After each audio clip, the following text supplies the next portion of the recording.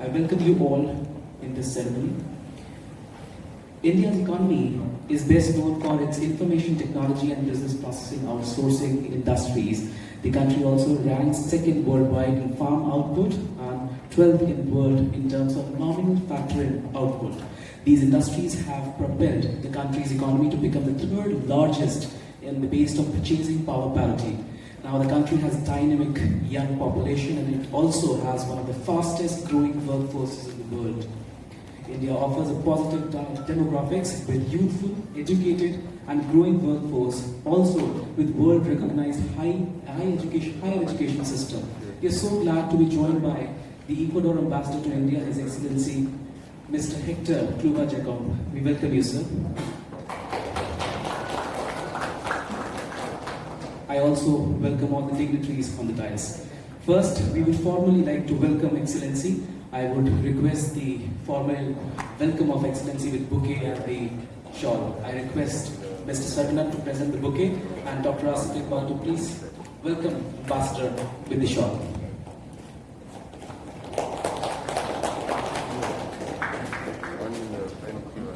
We are so humbled to have you here, Excellency.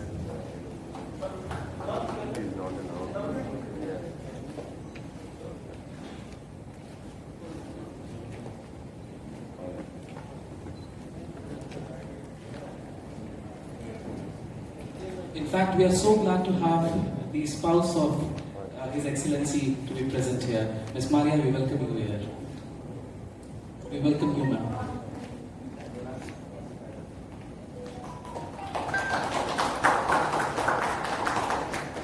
With this, I request Dr. Sarvanan G, the Chairman of Tamil Nadu Chapter Foreign Investors Council, to present the welcome address.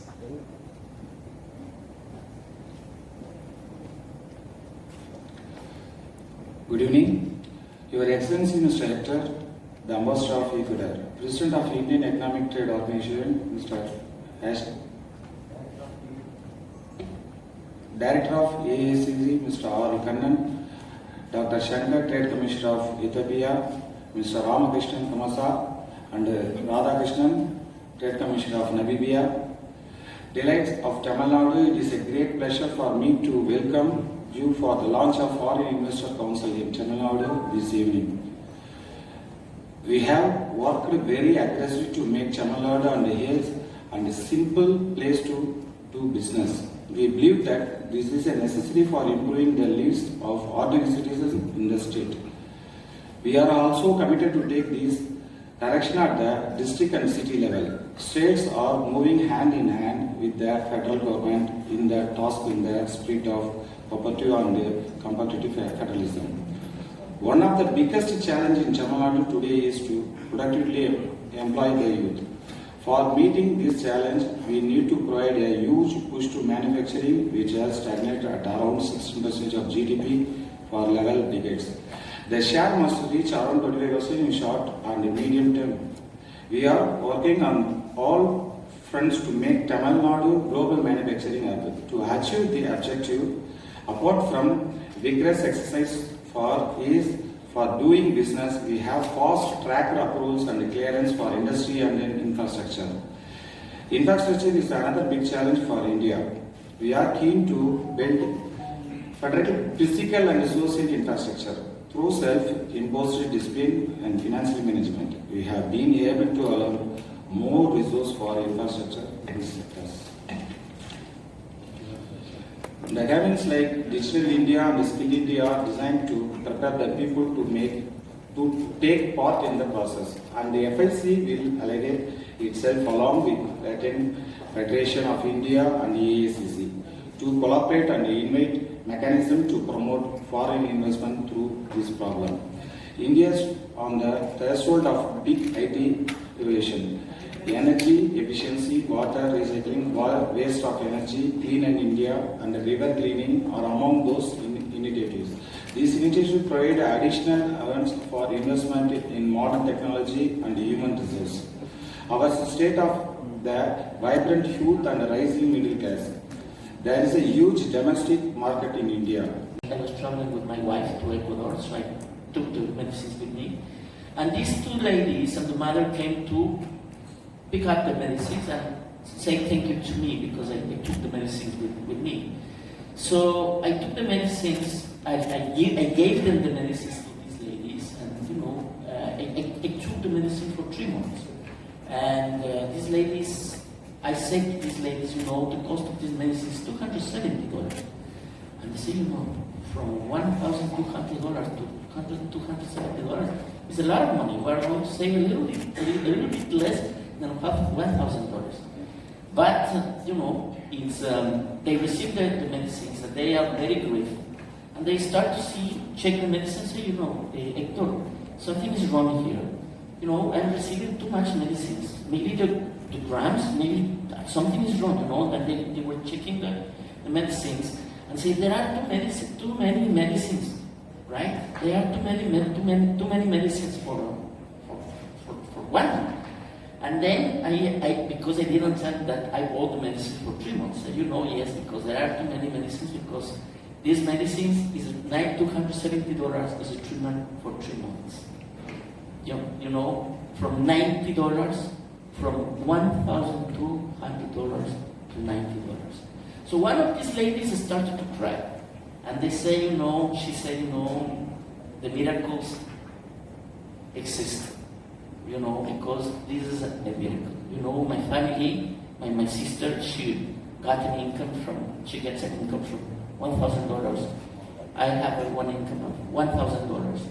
And my mother, she has this disease. And we cannot leave my mother alone. We have to spend this medicine for her.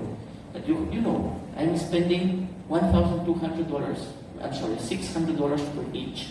But we have our family, so we are spending 60% of our income only in that medicine. And you can see when this lady started to cry, and I didn't know anything. The only thing that I did is to buy this medicine, to buy this medicine here in India, to bring this medicine to Ecuador. I give this medicine to these ladies. This is the power that India has in the healthcare. This is the miracles that India can do in all over, especially in the developing countries. Right?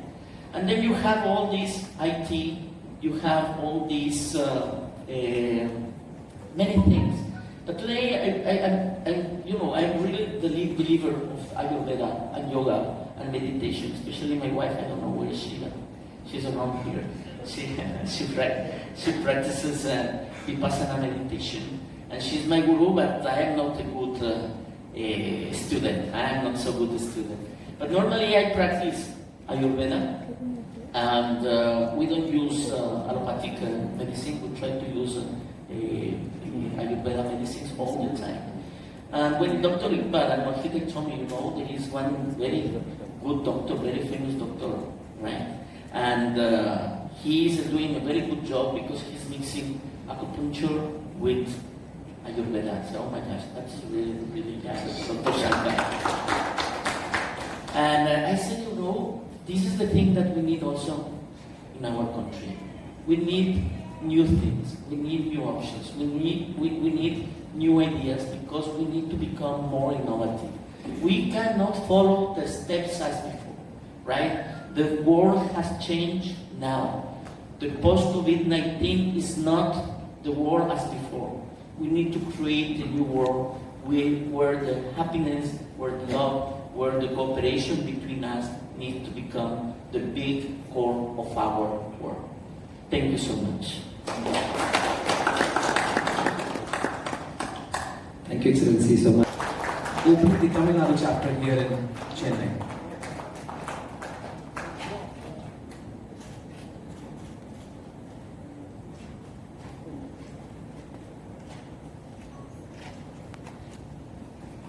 Thank you so much.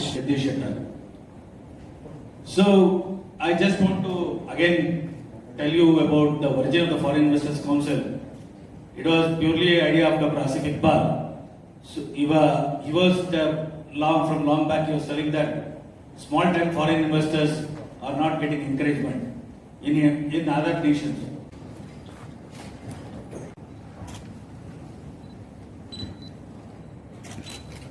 sir? This should receive a huge round of applause. This is a unique and important and privileged moment.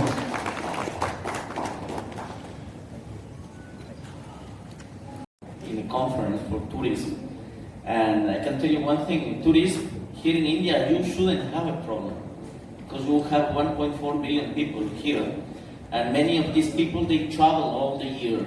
And all the years abroad. I give you just one example. 4 lakhs Indians, they travel every year to India, to Switzerland. So what happened if with these people, because now they cannot travel, they start to travel here, locally here in India. So here it's gonna save the problem for the Indian industry here in India. That's the first thing. Second thing is, how to improve the tourism between India and Latin America. The first thing is that we need to improve connectivity. One of the biggest problems that we face in the development of the tourism between our regions is connectivity. For to come here, a tourist from Ecuador, he needs to spend around 30 to 35 hours.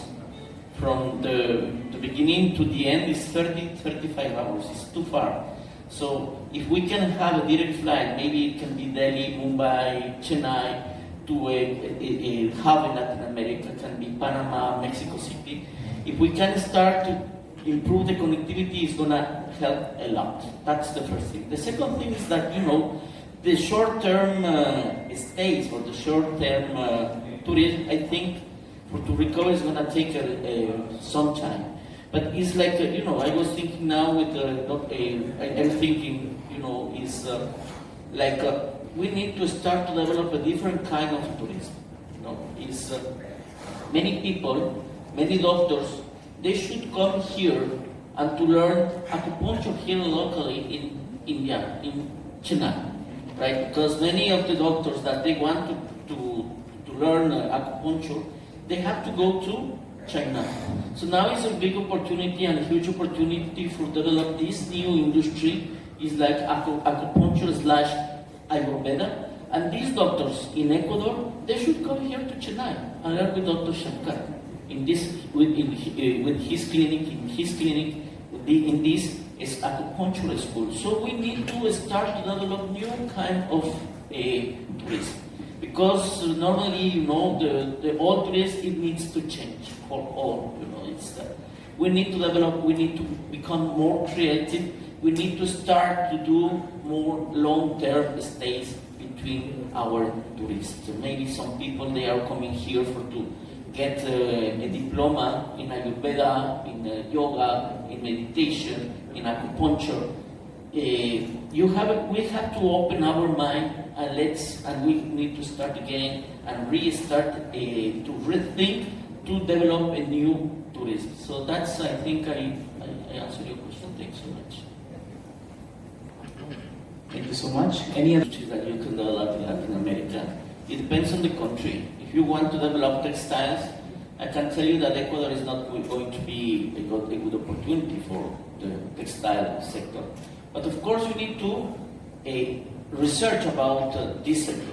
Textiles is not going to be Ecuador, but for sure it's going to be El Salvador, Honduras, Guatemala. These are the countries that they can help to develop the industry in Latin America. But remember that Latin America is a huge country, but you have to remember that Latin America is the platform for Indian industries to get and reach US and Europe, because many of the Latin American countries, we have a free trade agreement with those countries.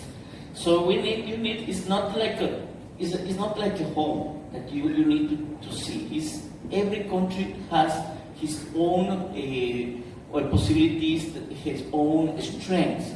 So that is the thing. If you want to develop, the healthcare, right?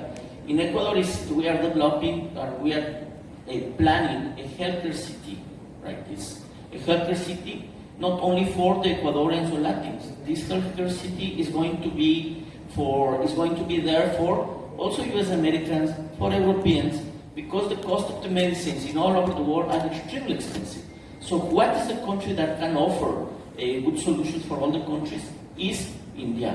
But India itself, it cannot be so dependent. You need a joint venture. You need a partner, and this partner can become Ecuador. So this